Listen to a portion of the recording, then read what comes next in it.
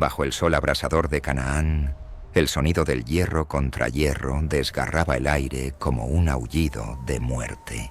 900 carretas de guerra, cada una equipada con hojas afiladas que convertían a los hombres en carne desgarrada, patrullaban los caminos de Israel. Durante 20 años, ese sonido había sido la banda sonora del terror. 20 años donde los hijos de Abraham se escondían en cuevas como animales, donde las madres ahogaban los llantos de sus bebés para no ser descubiertas, donde cada amanecer traía consigo la certeza de que Dios los había olvidado para siempre. En las montañas de Efraín, lejos del estruendo de las carretas asesinas, una palmera solitaria se alzaba contra el cielo implacable. Bajo su sombra, una mujer de rostro marcado por el dolor de su pueblo dictaba justicia. No llevaba armadura, no comandaba ejércitos, no tenía el físico de un guerrero, ni la voz atronadora de los jueces anteriores, pero sus ojos ardían con algo que ningún hombre en Israel poseía en ese momento: la certeza absoluta de que Dios no había terminado su historia con ellos. Mientras los guerreros de Israel temblaban y los ancianos susurraban que la muerte de su nación era inevitable, ella escuchaba otra voz, una que le hablaba de victoria en medio de la imposibilidad más brutal. El general Sísara, comandante de las 900 carretas de hierro, nunca imaginó que su fin vendría de manos de mujeres. Nunca sospechó que la profetisa bajo la palmera orquestaría su destrucción. Nunca creyó que el Dios de los esclavos hebreos podría humillar su poderío militar invencible. Pero en las montañas de Israel, donde el terror había reinado durante 2 décadas interminables, algo estaba a punto de quebrarse. Y el nombre de esa ruptura era Débora. Imagina despertarte cada mañana sabiendo que tu opinión no importa. Imagina tener la solución para salvar a tu familia, a tu comunidad, a tu nación entera, pero que nadie te escuche porque naciste en el cuerpo equivocado. Imagina ver cómo todo se desmorona, cómo la gente que amas sufre y muere, mientras tú tienes las respuestas, pero tu voz es invisible, inaudible, inexistente. ¿Cómo te sentirías sabiendo que Dios te habla, pero el mundo te ignora? Esta no es una historia abstracta de empoderamiento femenino. Esta es la realidad brutal de Débora, una mujer que vivió en el siglo XII a.C., en una época donde ser mujer significaba ser propiedad, donde tu valor se medía por los hijos varones que podías parir, donde tu voz literalmente no contaba en decisiones legales, militares o religiosas. Débora no solo era mujer en Israel, era mujer en un tiempo donde eso equivalía a ser un fantasma con corazón latiendo. Para entender la magnitud de lo que Débora enfrentó, necesitas comprender algo que nunca te enseñaron en la escuela dominical. En el antiguo Israel del período de los jueces, una mujer no podía ser testigo legal en un juicio. Su testimonio no tenía validez. Podía presenciar un asesinato y su palabra no valía nada ante los ancianos. Podía conocer la verdad sobre un robo, una traición, una injusticia, y nadie la escucharía oficialmente. ¿Por qué? Porque las leyes tribales y las costumbres cananeas que habían infectado a Israel consideraban a las mujeres como perpetuamente incapaces de juicio racional. Pero había algo peor que la invisibilidad legal. Existía la invisibilidad espiritual. En una cultura donde los profetas y jueces eran exclusivamente hombres, donde los sacerdotes levitas monopolizaban el acceso a Dios, donde las mujeres no podían entrar más allá del atrio de las mujeres en el tabernáculo, la idea de que Dios hablara directamente a una mujer era casi blasfema. Los hombres eran los mediadores. Los hombres interpretaban la voluntad divina. Los hombres decidían qué era pecado y qué era santo. Y sin embargo, Aquí está Débora, una mujer casada con un hombre llamado Lapidot, un nombre que significa antorchas o relámpagos, del cual la Biblia no dice absolutamente nada más. Ni sus logros, ni su linaje, ni su tribu. Es como si Lapidot existiera solo para darle a Débora el título socialmente aceptable de esposa de alguien. Pero la Biblia la identifica de 3 maneras devastadoras: profetisa, jueza y esposa, en ese orden. Primero su llamado divino, segundo su función de liderazgo, tercero su estado civil. ¿Sabes qué significa que la Biblia la llame profetisa antes que esposa? Significa que su identidad no estaba definida por el hombre a su lado, sino por el Dios que hablaba a través de ella. En una cultura donde el nombre de una mujer era bello, cuando se mencionaba junto al de su padre o esposo, Débora es presentada como una fuerza independiente. Y eso no era solo inusual, era revolucionario hasta el punto de ser ofensivo para muchos de sus contemporáneos.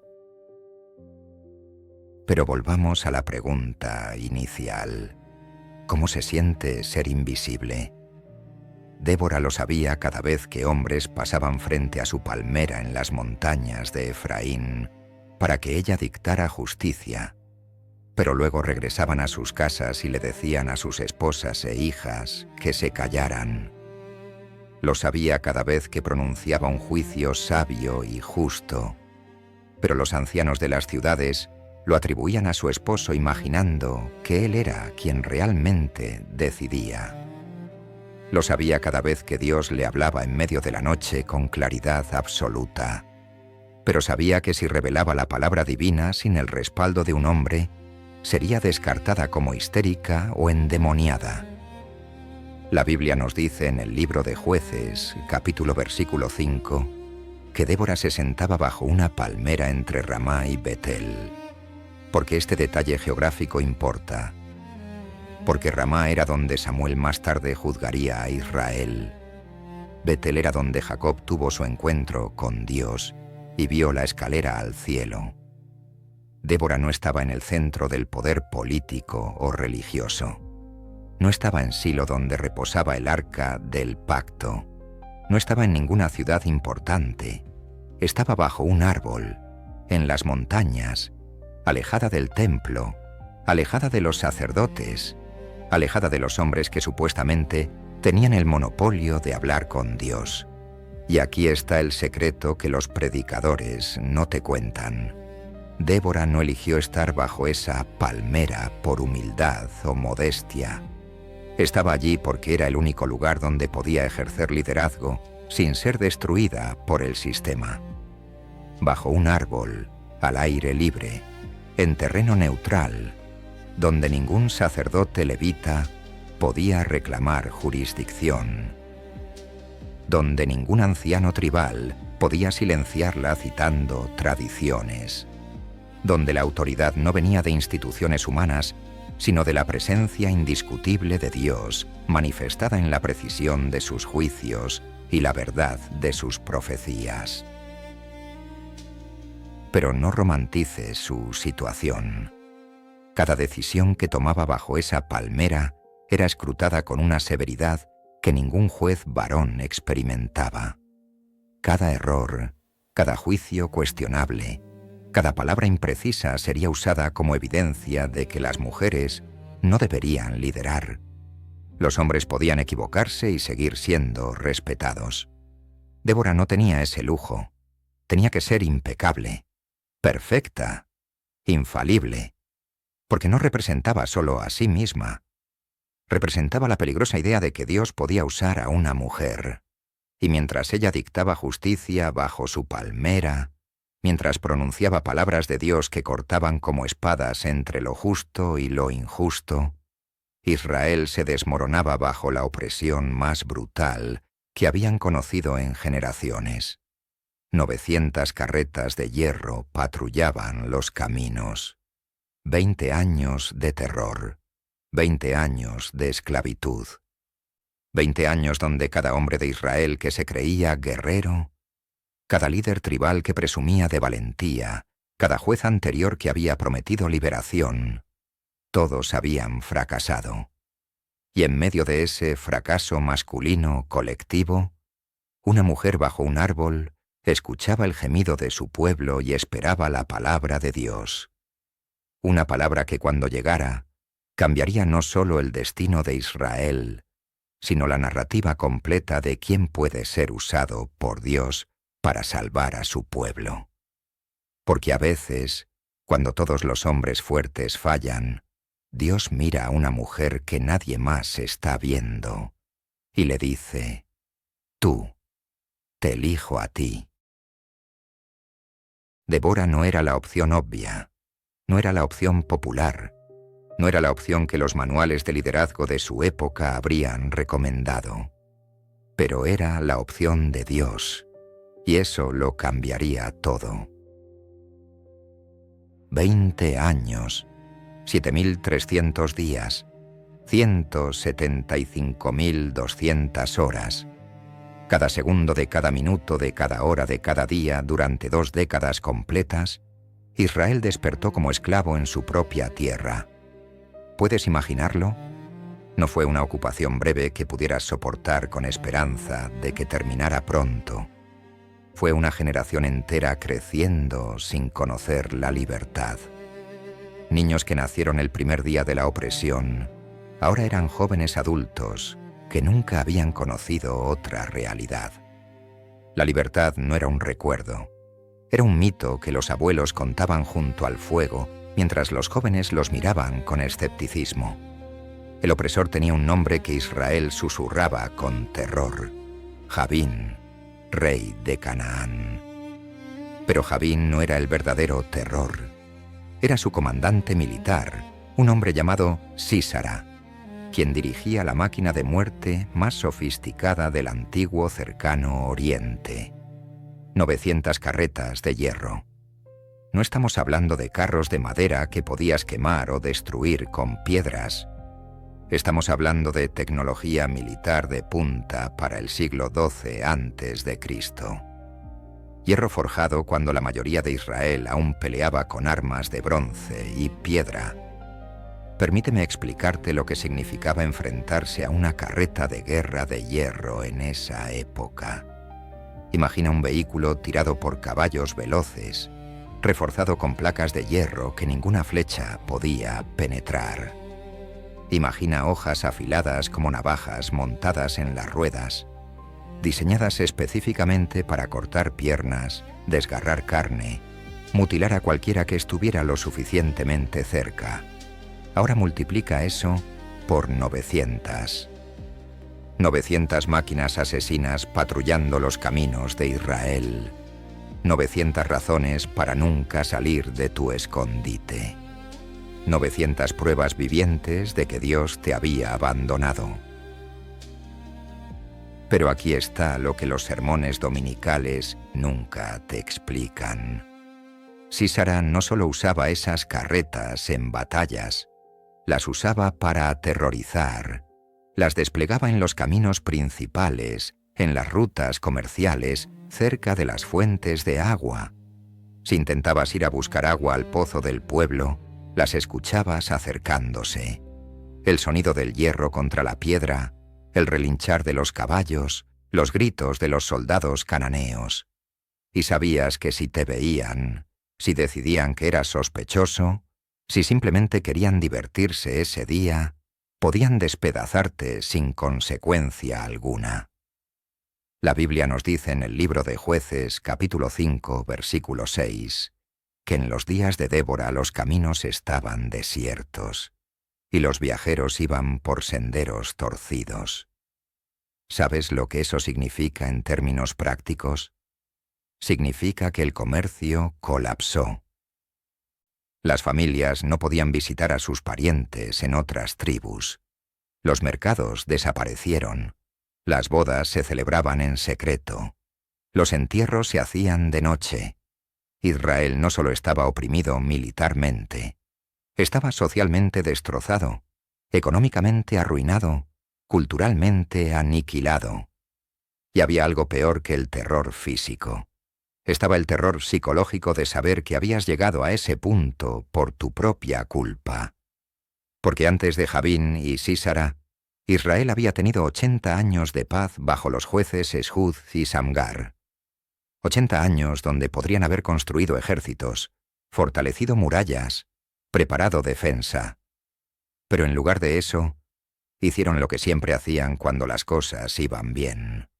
Olvidaron a Dios, adoraron a Baal, se casaron con cananeos, adoptaron sus costumbres, sacrificaron a sus hijos en altares paganos.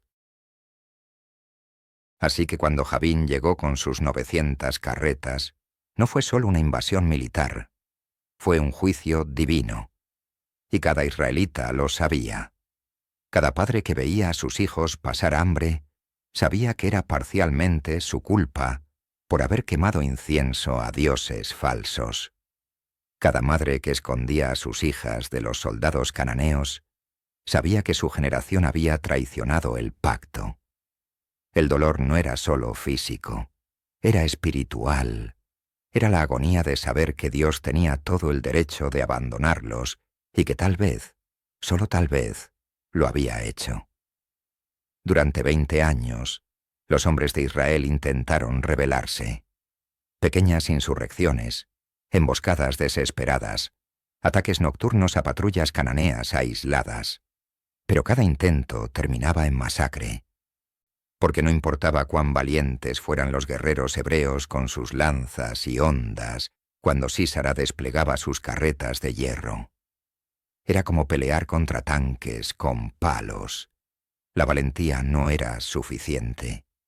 La desesperación no era suficiente. La ira justa no era suficiente.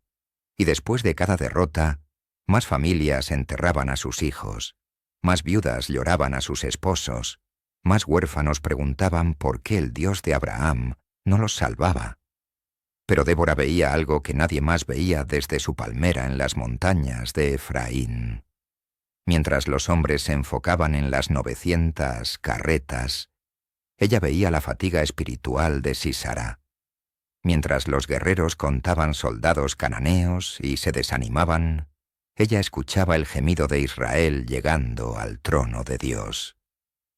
Mientras los ancianos de las tribus debatían tratados de paz humillantes y rendiciones vergonzosas, ella esperaba, porque sabía algo que 20 años de derrota habían hecho olvidar a Israel.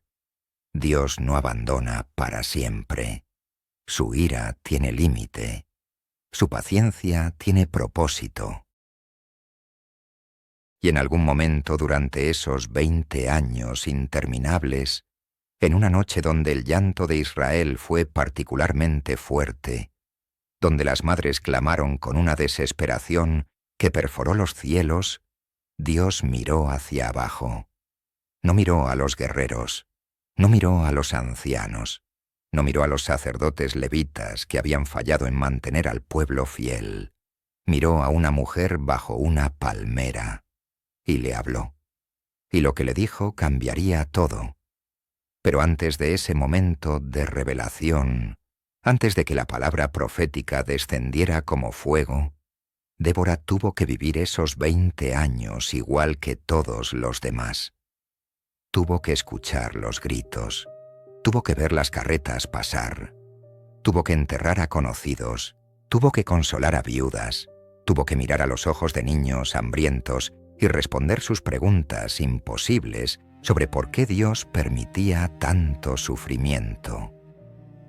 Y en cada uno de esos momentos, su fe fue probada de maneras que ningún sermón puede capturar. Porque es fácil creer en Dios cuando las cosas van bien. Es fácil ser profeta cuando tus profecías se cumplen rápidamente.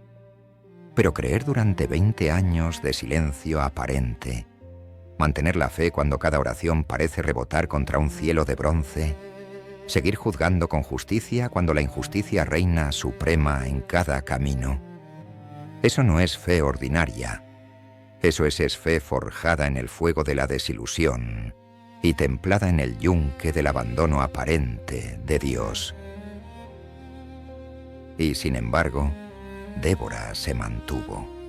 bajo su palmera, dictando justicia, escuchando a Dios, esperando, porque a veces la preparación para la victoria no se mide en entrenamiento militar o estrategia política. Se mide en cuánto tiempo puedes seguir creyendo, cuando no hay ninguna razón lógica para hacerlo. Se mide en cuántas veces puedes levantarte después de que la esperanza te golpea en el suelo. Se mide en la capacidad de mirar a 900 carretas de hierro y decir: mi Dios es más grande.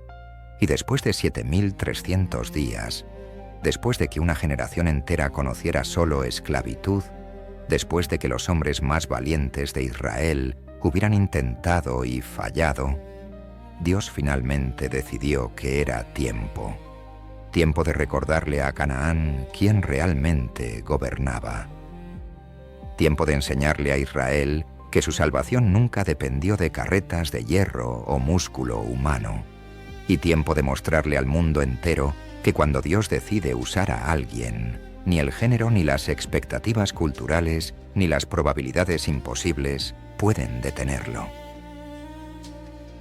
La palabra de Dios llegó una noche como siempre lo hace, cuando menos la esperas y cuando más la necesitas.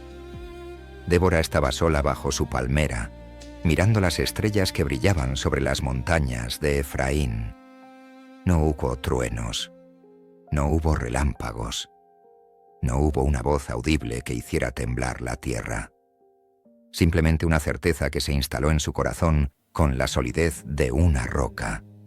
Era tiempo de liberar a Israel, y ella, una mujer a quien el mundo consideraba incapaz de liderar, sería el instrumento.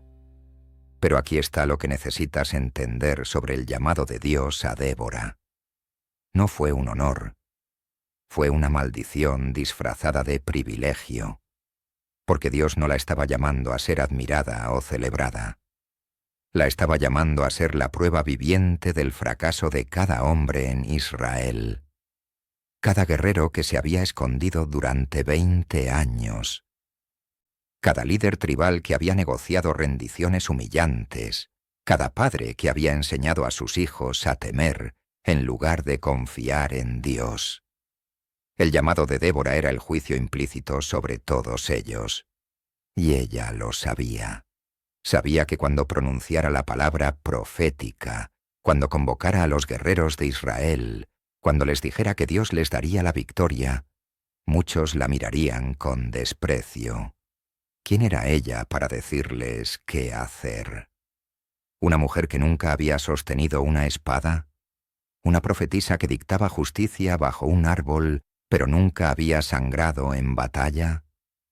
¿Cómo se atrevía a hablar de guerra cuando los verdaderos guerreros, los hombres que habían peleado y perdido, sabían que era imposible derrotar a Sísara? Pero Débora tenía algo que ninguno de esos guerreros poseía. Había escuchado la voz de Dios con claridad absoluta.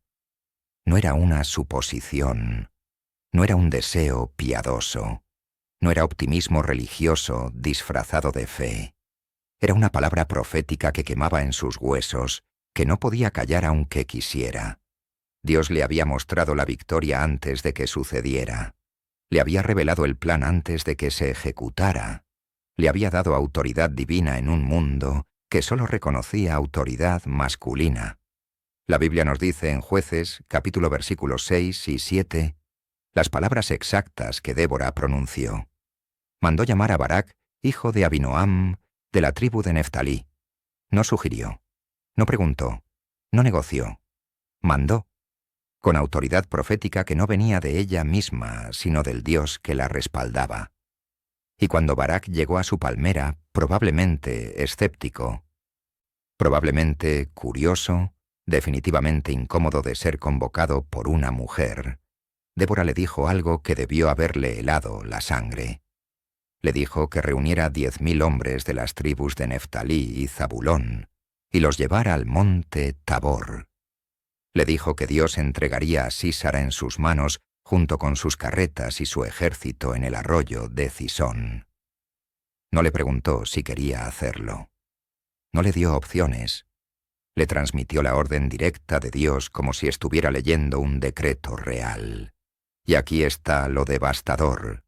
Barak, un guerrero experimentado, un comandante de hombres, respondió de una manera que revela toda su cobardía espiritual envuelta en pragmatismo militar. Barak le dijo: «Si tú vas conmigo, yo iré. Pero si no vas conmigo, no iré». Parece una petición razonable, ¿verdad? Quería el respaldo moral de la profetisa.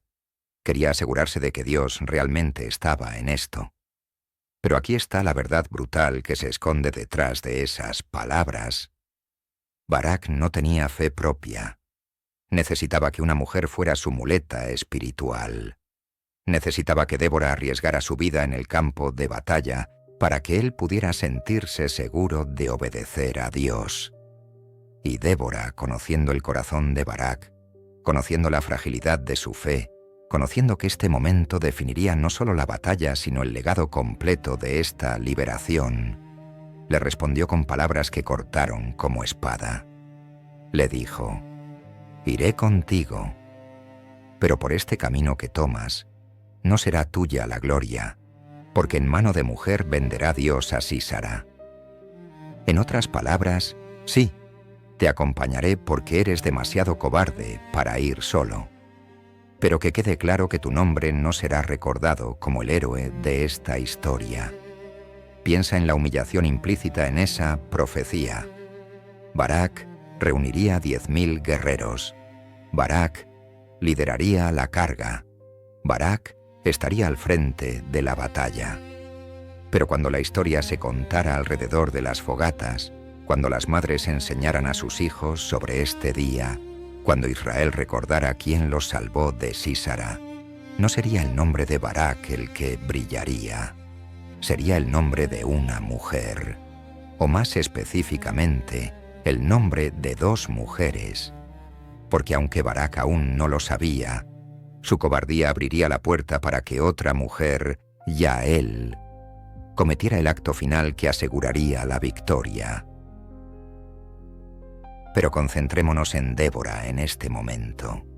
Una mujer que no solo tuvo que recibir la palabra de Dios, no solo tuvo que pronunciarla con autoridad, sino que ahora tenía que ir físicamente al campo de batalla.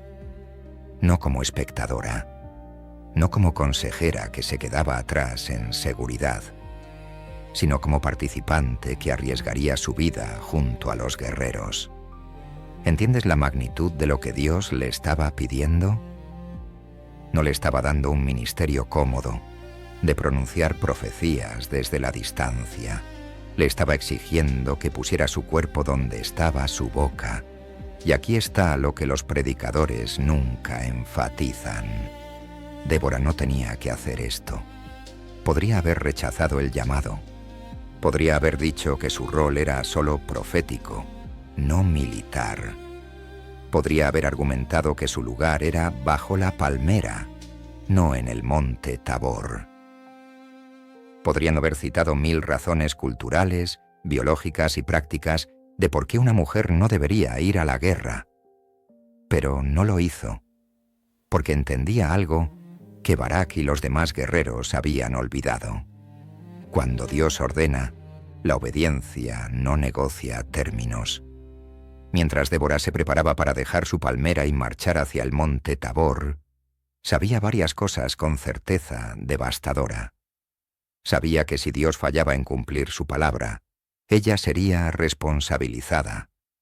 Sabía que si la batalla se perdía, su reputación como profetisa moriría con los guerreros. Sabía que su presencia en el campo de batalla sería motivo de burla para algunos y de escándalo para otros. Sabía que estaba rompiendo toda convención social y religiosa de su época. Pero también sabía algo más importante que todo lo anterior. Dios había elegido específicamente no usar a un hombre para esta liberación. No porque los hombres fueran inherentemente inferiores, sino porque su fracaso colectivo durante 20 años Había creado un vacío de liderazgo espiritual que solo podía ser llenado por alguien completamente inesperado, alguien que no tuviera ego que proteger, alguien que no pudiera reclamar crédito por victoria militar, alguien cuya mera presencia al frente de un ejército proclamara que esto era obra de Dios y solo de Dios. Débora era esa alguien, no por ser perfecta, no por ser especialmente dotada militarmente, no por ser la opción obvia o lógica, sino porque estaba dispuesta a ser usada cuando nadie más calificaba espiritualmente. Porque había pasado 20 años escuchando a Dios cuando otros habían dejado de orar. Porque su fe había sido forjada en el fuego del rechazo cultural y templada en el yunque de la invisibilidad social. Y ahora, mientras se preparaba para bajar de su palmera y marchar hacia la batalla más imposible de la historia de Israel, Débora cargaba sobre sus hombros algo más pesado que cualquier armadura. Cargaba la expectativa divina de que su obediencia quebraría la opresión de 20 años. Cargaba la esperanza de miles de familias que habían llorado demasiado tiempo. Cargaba la responsabilidad de demostrar que cuando Dios elige lo que el mundo desprecia, la victoria es inevitable aunque parezca imposible. 10.000 hombres. Esa era la orden de Dios. 10.000 guerreros de las tribus de Neftalí y Zabulón, reunidos en el monte Tabor, esperando la señal de ataque. Pero aquí está la realidad brutal que ningún mapa de escuela dominical te muestra. 10.000 no era un ejército impresionante cuando tu enemigo tenía 900 carretas de hierro. Era un sacrificio humano. Era matemática de la desesperación. Era la receta perfecta para la masacre más sangrienta en la historia de Israel. Barak había convocado a los guerreros tal como Débora le había ordenado. Hombres de Neftalí bajaron de sus montañas. Guerreros de Zabulón dejaron sus campos. Pero mientras marchaban hacia el monte Tabor, cada uno de ellos sabía que probablemente no regresaría. Sabían lo que les esperaba en el valle de Jezreel. Habían escuchado las historias de emboscadas anteriores donde las carretas de Sísara habían convertido a valientes israelitas en carne desgarrada. Habían visto a los sobrevivientes regresar mutilados, traumatizados, destruidos. Y sin embargo, marcharon. ¿Por qué? Porque una mujer profetisa les había dicho que Dios pelearía por ellos. Porque después de 20 años de cobardía colectiva, algo había despertado en el corazón de Israel. No era valentía tradicional, no era confianza militar, era desesperación transformada en fe.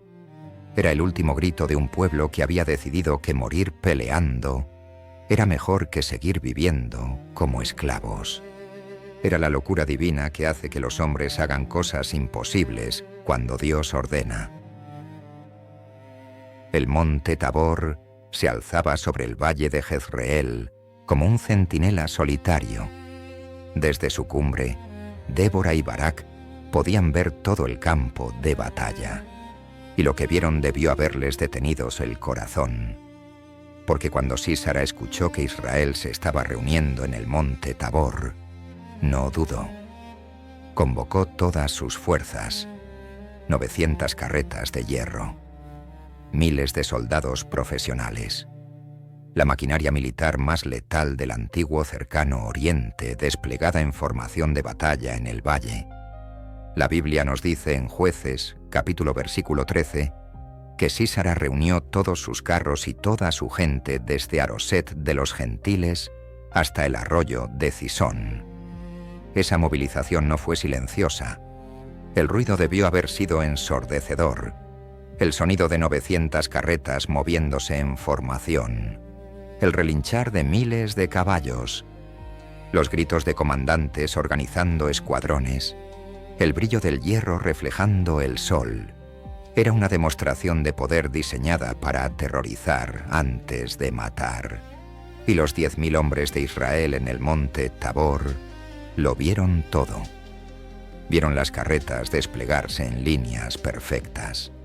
Vieron a los arqueros cananeos tomar posiciones. Vieron la disciplina militar de un ejército profesional preparándose para aniquilar a campesinos mal equipados. Y en ese momento, cada guerrero israelita debió haber pensado lo mismo. Vamos a morir. No hay forma de sobrevivir esto. Esta no es una batalla, es una ejecución. Pero entonces Débora habló, y sus palabras están registradas en Jueces capítulo versículo 14, con una urgencia que atraviesa los siglos. Le dijo a Barak: levántate, porque este es el día en que el Señor ha entregado a Sísara en tu mano. ¿No ha salido el Señor delante de ti?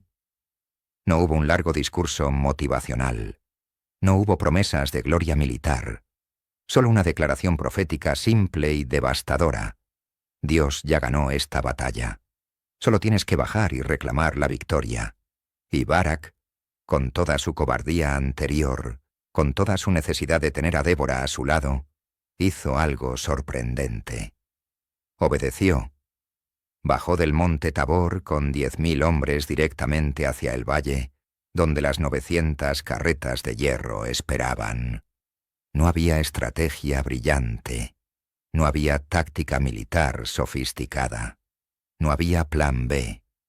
Solo obediencia ciega a una palabra profética pronunciada por una mujer que nunca había peleado en una batalla. Pero aquí está lo que sucedió cuando Israel comenzó su descenso del monte Tabor. Algo cambió en el cielo. La Biblia no lo dice explícitamente en este versículo, pero el canto de victoria de Débora en el capítulo 5 revela los detalles que el relato de batalla omite. Los cielos se abrieron. La lluvia comenzó a caer. No una lluvia ordinaria, una tormenta catastrófica que transformó el valle de Jezreel en un lodazal imposible. Y aquí está la ironía divina más brutal de toda la historia. Las 900 carretas de hierro, que eran la ventaja invencible de Sísara, se convirtieron en su condena. Porque las carretas de hierro pesan muchísimo. Y cuando las ruedas se hundieron en el lodo, cuando los caballos comenzaron a resbalar y caer, cuando el terreno firme se transformó en pantano, toda esa tecnología militar de punta se volvió inútil, peor que inútil, se convirtió en trampa mortal.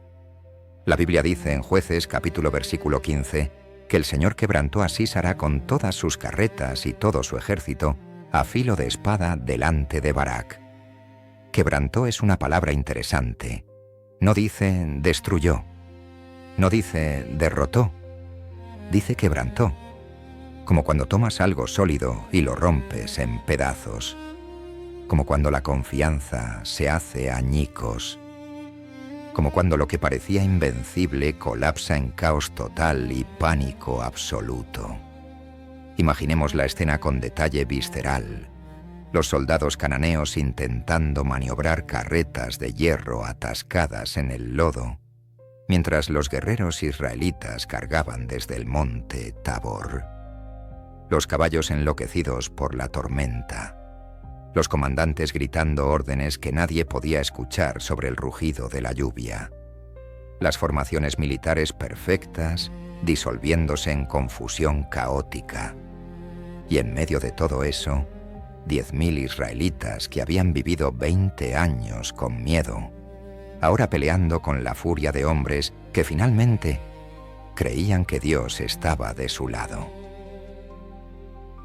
Pero Débora vio más que la batalla física.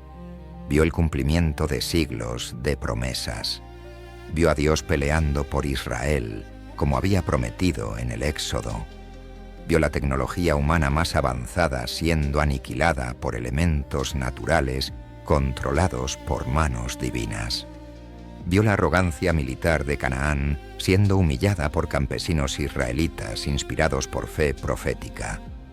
Y vio algo más. Vio a Sísara huyendo a pie, abandonando sus carretas, abandonando su ejército, corriendo por su vida. La profecía que Débora le había dado a Barak estaba a punto de cumplirse en su forma más irónica. Sísara no moriría en batalla. No caería heroicamente luchando contra los guerreros de Israel. No tendría una muerte digna de un comandante militar. En cambio, correría como un cobarde hasta la tienda de una mujer. Y allí, en el lugar más humillante posible para un general cananeo, encontraría su fin a manos de Jael, esposa de Heber el ceneo. Pero antes de que esa parte de la historia se desarrollara, la batalla en el arroyo de Cisón tenía que completarse, y fue una masacre, no de israelitas como todos habían anticipado, sino de cananeos, los mismos soldados que durante 20 años habían aterrorizado a Israel, que habían violado, saqueado y asesinado sin consecuencia. Ahora corrían despavoridos mientras los guerreros hebreos los perseguían. Las carretas de hierro que habían sido instrumentos de opresión, ahora eran monumentos de derrota, hundidas en el lodo, abandonadas, inútiles. Y en medio de la batalla, Débora permaneció, no como espectadora pasiva, sino como testigo profético del cumplimiento exacto de la palabra de Dios. Cada cananeo que caía era validación de su autoridad profética. Cada carreta abandonada era prueba de que Dios había peleado. Cada grito de victoria de los guerreros israelitas era eco de su obediencia en pronunciar una palabra que parecía imposible cuando la había recibido. Cuando el sol finalmente salió después de la tormenta, el valle de Jezreel era un cementerio, miles de soldados cananeos muertos, 900 carretas de hierro destruidas o abandonadas, el ejército más poderoso de la región aniquilado en un solo día. Y todo porque una mujer había creído que Dios cumpliría lo que había prometido, incluso cuando las matemáticas militares decían que era imposible. Mientras los guerreros de Israel celebraban en el valle de Jezreel, Sísara corría por su vida. El comandante que había aterrorizado a Israel durante 20 años, ahora huía como un animal herido, sin ejército, sin carretas, sin dignidad. Y su destino final sería más humillante de lo que cualquiera podría haber imaginado. Porque la profecía de Débora estaba a punto de cumplirse, con una precisión que solo Dios podía orquestar. Sísara caería en mano de mujer. Yael, esposa de Heber el ceneo, estaba en su tienda cuando Sísara llegó exhausto, desesperado, buscando refugio.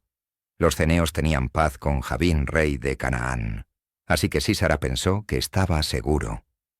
Jael lo recibió con hospitalidad aparente, lo cubrió con una manta, le dio leche cuando pidió agua, lo hizo sentir protegido.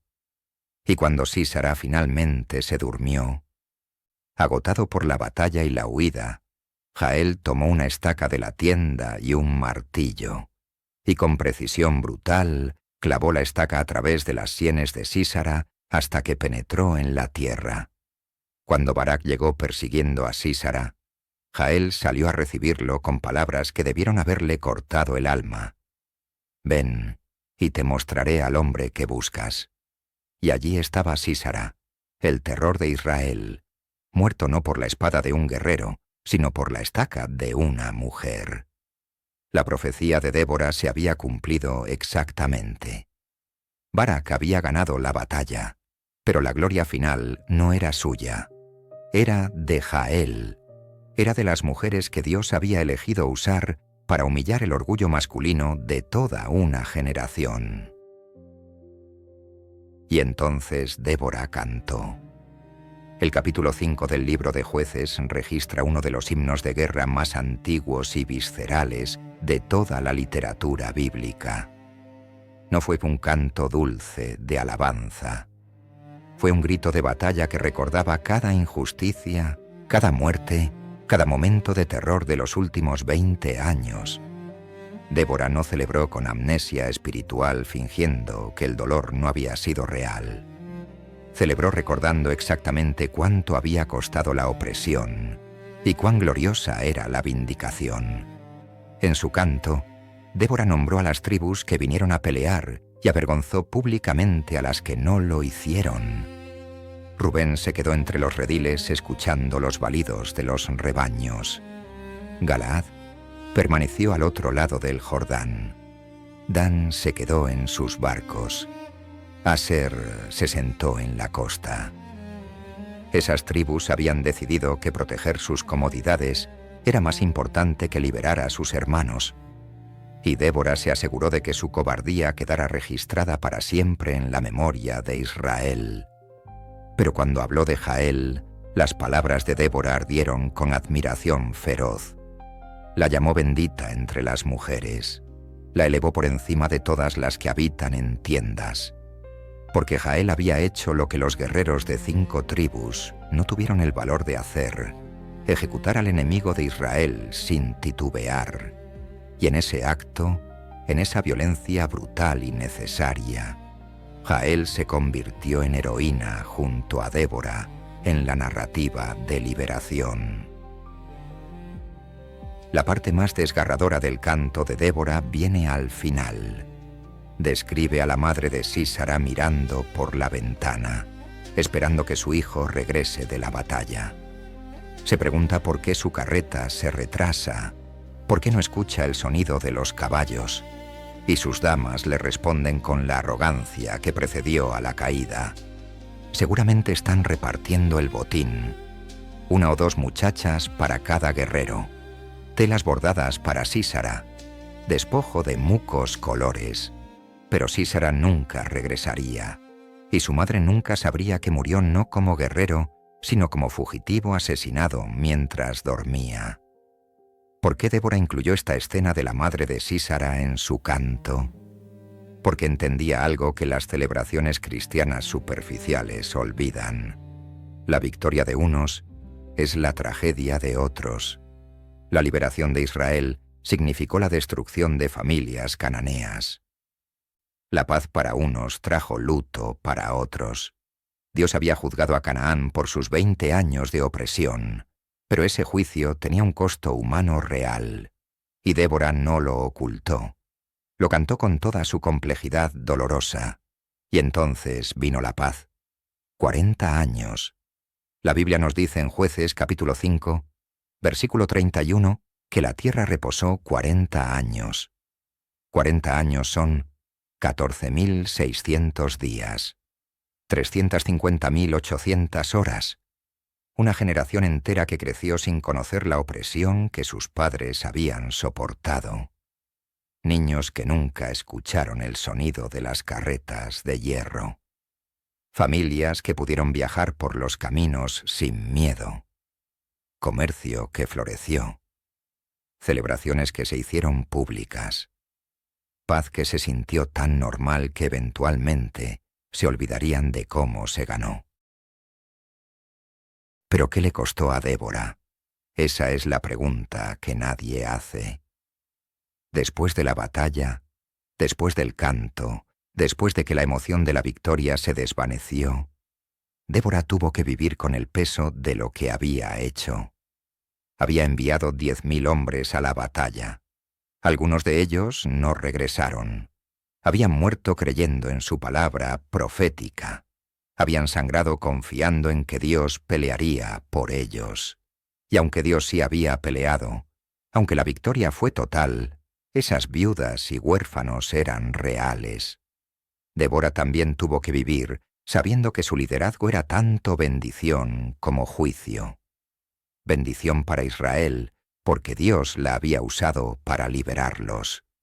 Pero juicio sobre los hombres de su generación que habían fallado tan completamente que Dios tuvo que levantar a una mujer para hacer lo que ellos no pudieron. Cada vez que la gente la celebraba, era recordatorio implícito de la cobardía de Barak. Cada vez que su nombre era mencionado, era eco del fracaso de una generación de guerreros, Y probablemente Débora cargó con algo más pesado todavía, la soledad del liderazgo profético. Porque cuando eres la persona a través de quien Dios habla, cuando eres el instrumento de liberación divina, la gente te coloca en un pedestal que te aísla. Ya no eres simplemente humana, eres símbolo, eres icono. Y nadie pregunta cómo estás realmente, qué dudas tuviste en la noche antes de la batalla, cuántas veces temblaste de miedo, aunque tu voz sonara firme. Los 40 años de paz que Débora supervisó no fueron 40 años de celebración continua. Fueron 40 años de trabajo constante, manteniendo la fidelidad de Israel a Dios. Porque la naturaleza humana es olvidar en la prosperidad lo que clamaste en la desesperación. Fueron 40 años sentada bajo su palmera, dictando justicia, resolviendo disputas, recordándole a Israel por qué tenían paz y quién se las había dado. Fueron 40 años de liderazgo silencioso, que nunca sería tan dramático como la batalla, pero que era igualmente crucial. Entonces, ¿qué aprendemos de Débora que los sermones superficiales nunca te enseñarán? Primero, Dios no está limitado por tus expectativas culturales de quién puede liderar. Cuando todos los hombres fallan, cuando todas las opciones obvias se agotan, Dios puede levantar a alguien completamente inesperado. Y tu trabajo no es cuestionar la elección de Dios. Tu trabajo es obedecer cuando Él llama. Segundo, el liderazgo espiritual real viene con un precio que nadie ve.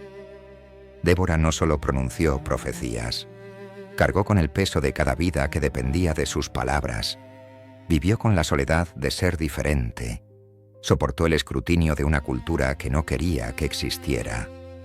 Tercero, tu dolor no es en vano. Los 20 años de opresión no fueron accidentales. Fueron el fuego que forjó la fe de Débora y preparó a Israel para creer lo imposible. Dios no desperdicia tu sufrimiento. Lo transforma en plataforma para su gloria. Si te sientes invisible, si el mundo te dice que no eres suficiente, si tu género, tu trasfondo, tus limitaciones parecen descalificarte para lo que Dios te está llamando a hacer, recuerda a Débora. Recuerda que Dios eligió específicamente a una mujer cuando quería demostrar que la victoria es suya y solo suya. Recuerda que los 40 años de paz valieron los 20 años de opresión. Recuerda que tu obediencia hoy puede cambiar el destino de generaciones futuras. Y recuerda que cuando Dios te elige, ni el infierno ni las expectativas humanas pueden detenerte.